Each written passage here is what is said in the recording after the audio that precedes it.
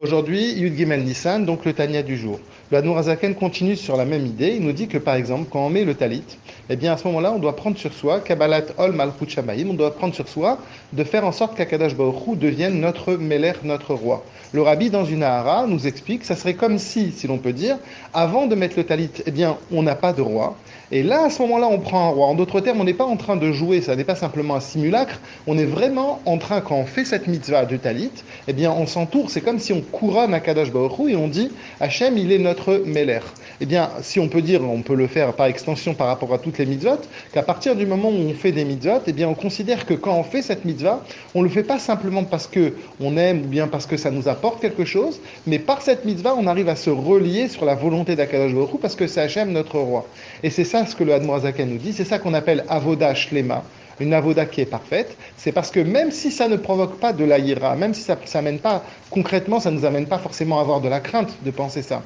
mais le fait de penser de cette manière-là, le fait de réfléchir que les mitzvot, c'est de nous connecter avec Akadosh Baruch Hu, non pas simplement parce qu'on aime, ou bien parce qu'on fait partie d'un peuple, ou bien, mais simplement parce que Akadosh Baruch Hu, il veut la chose et il la désire profondément, eh bien ça s'appelle servir Akadosh Baruch Hu de manière entière, parce que effectivement, comme on l'a dit, après il va y avoir de l'amour qui va venir par rapport à ça.